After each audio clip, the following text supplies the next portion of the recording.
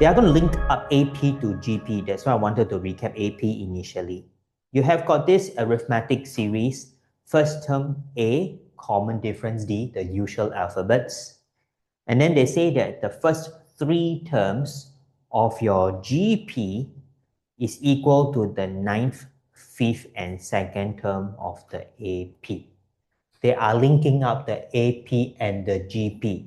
GP equal to this particular terms of the AP. Can you prove that the geometric series is convergent first? So what do you want to prove? Based on what I have told you above, to show that a series is convergent, I would like to show mod R must be lesser than 1, which means our first goal is to try to find R. I need to find R first before I can conclude that the mod R is smaller than 1. Okay, so let's start by comparing the two sets of terms.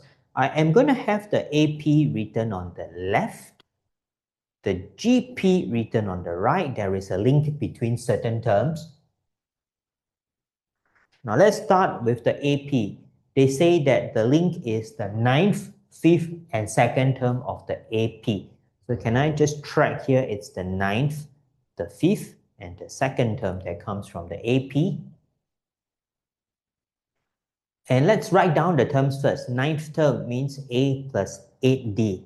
It's AP. Okay? Remember, this is AP on the left column. Second row, this is A plus 4D. Third row, this is just A plus D. These are the three terms that we have. Okay, now who are they equal to? I need them to be equal to the GP terms. GP terms, we are looking at the first three terms of the GP.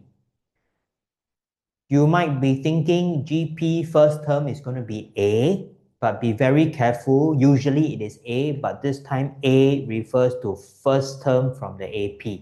So don't use back the same letter as A. Okay, for that first three terms of the GP, can we use B? Okay, let B be the first term.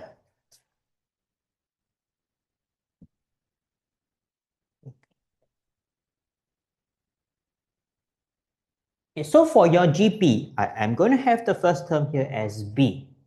This is first term. Okay, we don't use back the same letter because they may not be the same thing in the AP and GP. And then they are referring to, I have the first three terms of the GP. So if the first one is B, the second one would be BR. Your third term would be BR squared. These are your first three terms of your GP. Now, how do we find R? Remember, the objective is to find R. So in order to find R, we're going to think of it this way. If I divide, what do we get? On the right side, BR divided by B will get me R. If I take the third row, divide by second row, I will also get R. Okay, so if I would like to find R, the first thing that we should do is to take this division. First equation to right, can we take equation 2 divided by equation 1? So look at the left side. Okay, left side. Equation 2, left side, A plus 4D. Equation 1, left side is A plus 8D.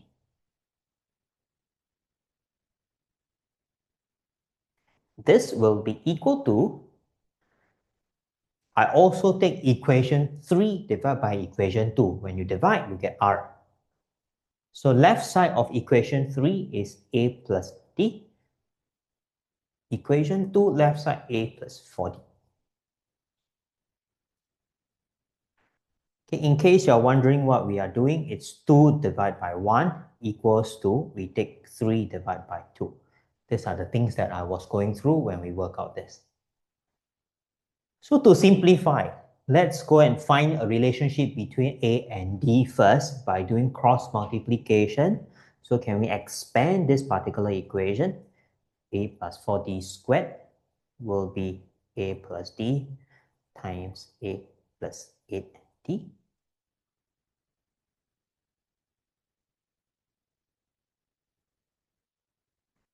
Okay, we get it expanded.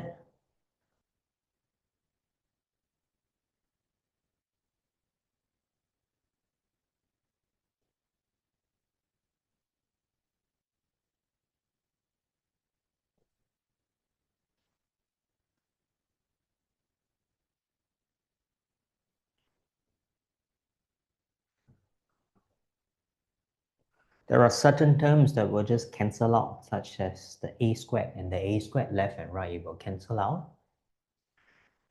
Can I move everything to the right hand side? Let's have 0 on the left. So I will get AD subtract AD squared.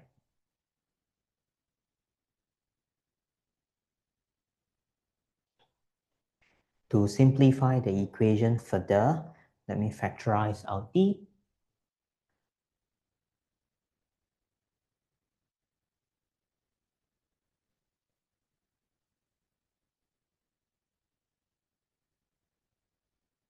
So you get two possible solutions, either D is 0 or A minus 8D is 0, which gives me A is 8.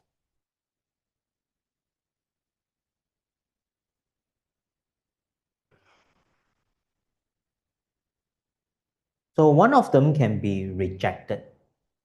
They told you on the first statement that A and D are non-zeros. So you are going to reject the D is 0 and you can write in the explanation, rejected because D is a non-zero value.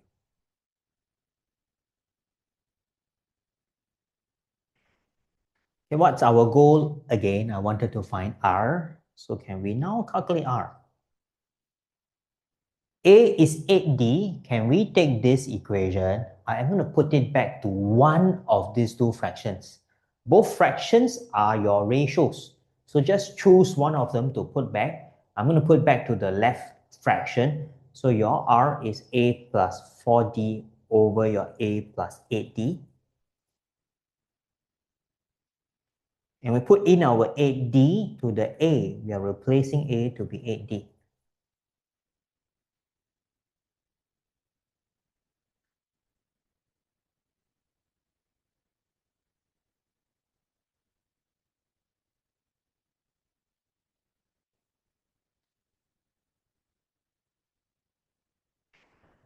And we get what we wanted. The R value is something smaller than 1, but we have to fill in with a conclusion. So I say since mod R is 3/4, which is a value smaller than 1, so series is convergent.